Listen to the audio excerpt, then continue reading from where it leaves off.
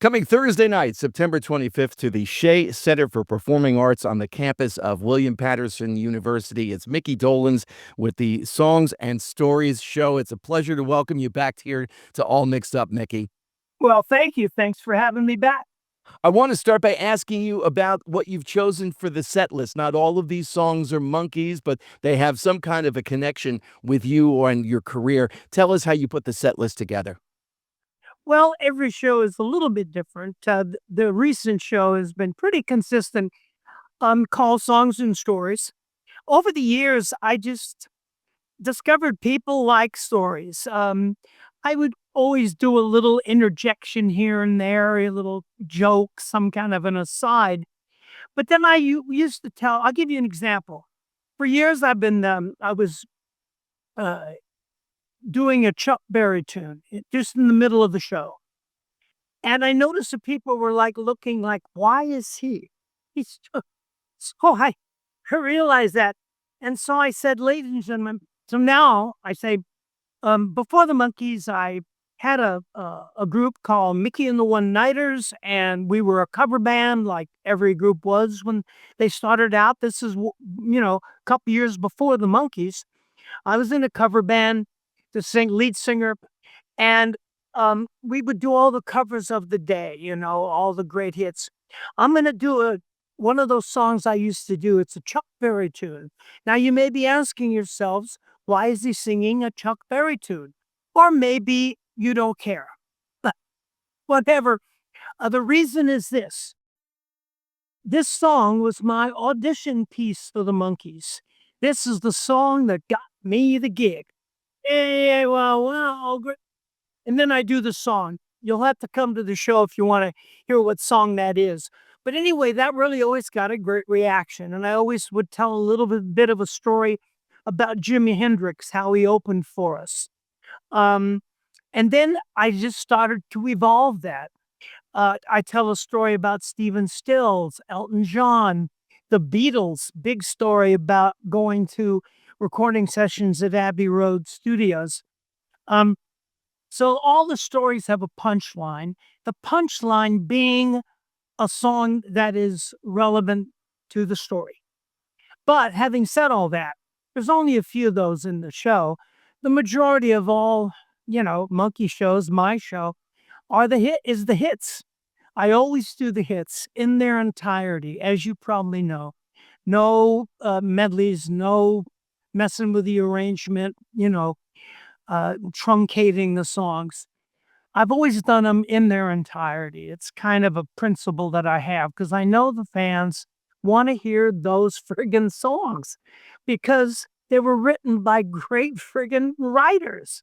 For starters, Neil Diamond, Carole King, Harry Nilsson, Boyce and Hart, David Gates, Paul Williams, uh, Neil Sedaka, Neil Diamond, and people want to hear those.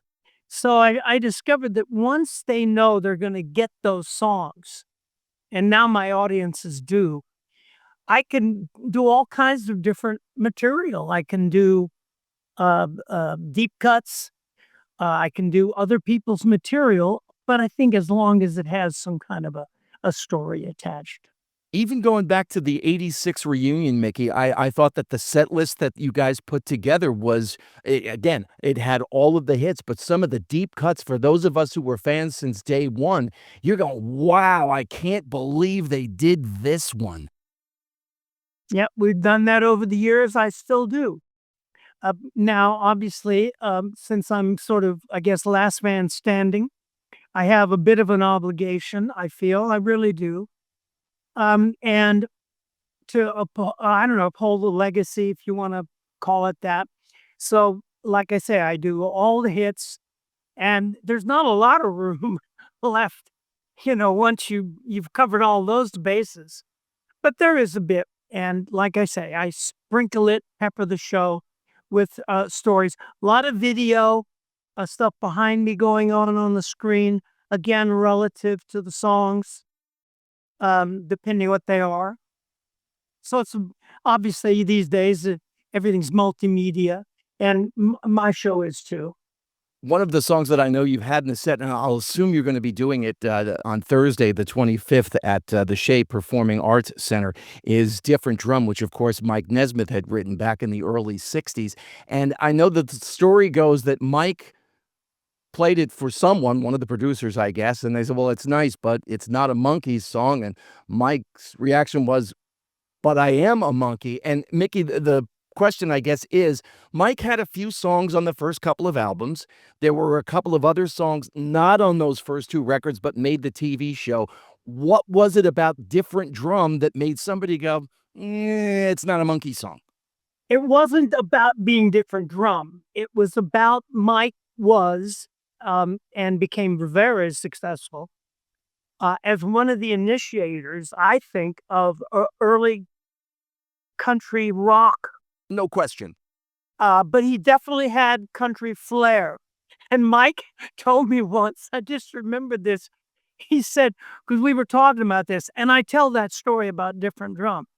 But when he did it, he would have played it on his guitar, his acoustic guitar, and he played them a few songs, and he very disparagingly used to say, "Yeah, they said there's too much twang." Because if you in those days, the country music, there wasn't as much crossover.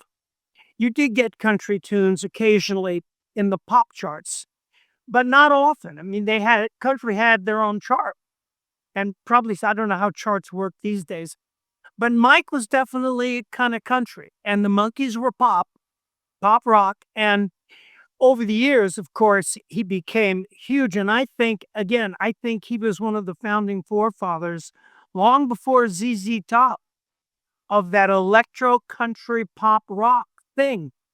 A brilliant writer. Anyway, yeah, he went in and played it, but he would have played it like, "You and I travel to the beat of a different drum." And they said, "No, it's not a monkey tune." And he did. I tell this story in my show, but I am one of the friggin' monkeys.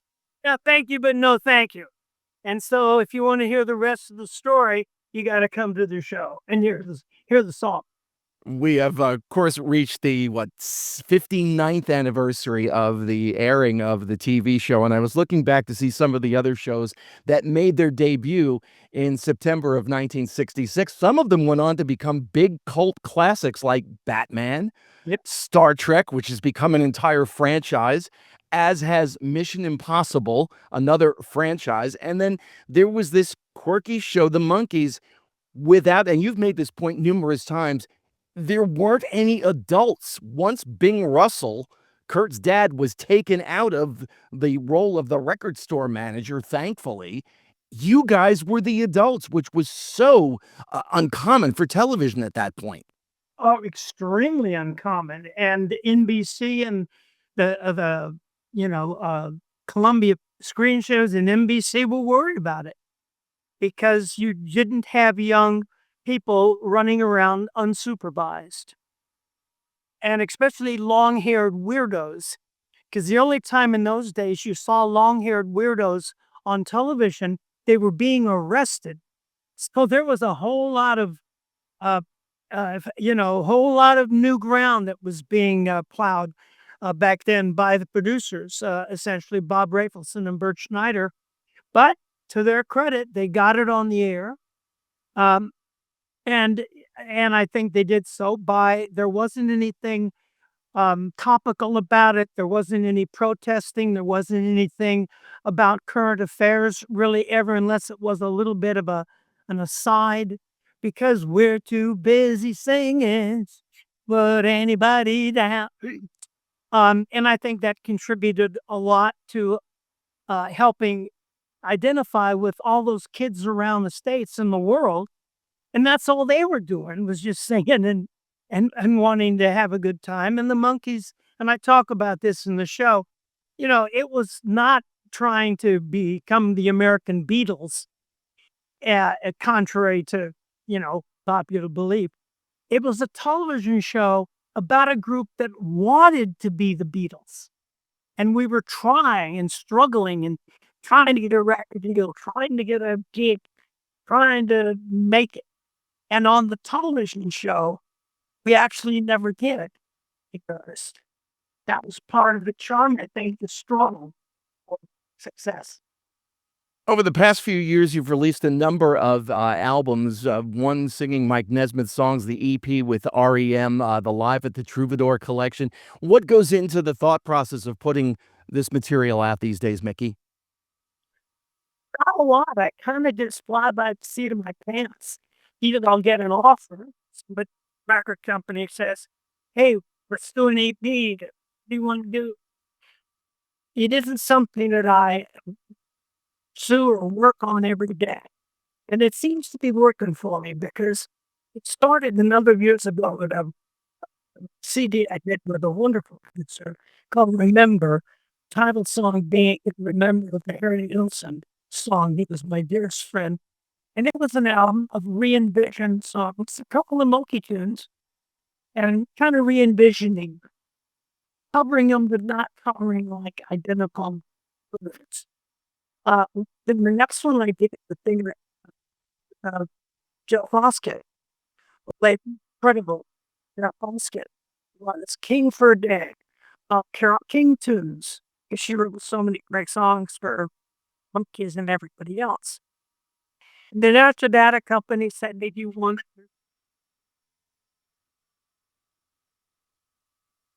how about, like, Micky Dolenz sings Nest?" But I think that was my idea. Got some other ideas floating around there. I decided to do that. After that, same thing happened. We're gonna do, another album, another EP, what are our options? And I talked to the company Christian Nesmith, who had, produced the Dolenz sings Nesmith. And we bounced a few items back and forth, and who wasn't an Graham fan? And Christian said, "I think I can do something with this," and you can heard it. He did a incredible job of re-envisioning songs rather than just straight covers. And I have another little project, bubbling around, floating in the wind. There's, nothing I can, announce right now, but, hopefully something will happen by next year, of course, which is the 60th anniversary. I'm definitely looking forward to that. We sadly lost Mark Volman recently. Mark, of course, from the Turtles. I know you had a relationship with him. What do you remember most about him, Mickey? Just the sweetest, funniest I mean, I knew him from the very, very early days. Um, right in the beginning of it all. We lived like 2 houses down from each other. There was Mark and, next door with Henry Gills, the incredible photographer. 2 doors this way was Johnny Mitchell, and Grab Nash. I mean, was, and we just would walk around between everybody's house and just, hang out. He was such a lovely guy and a great talent and the sweetest voice, and, yeah, that was, a shame. A couple of things I do want to mention is your book. Hold up here to the microphone. You can't really see it because of the Zoom camera, but I'm told I had a good time. The Micky Dolenz Archives Volume 1, which has some incredible stories and just a trove of photographs, many of which I've never seen before. You can find that book on beatlandbooks.com. Andrew Sandoval did a tremendous job putting that together. Mickey's website, which is mickydolenz.com, and then tickets are available for Thursday, September 25th at the Shea Center for Performing Arts on the campus of William Paterson at wppresents.com.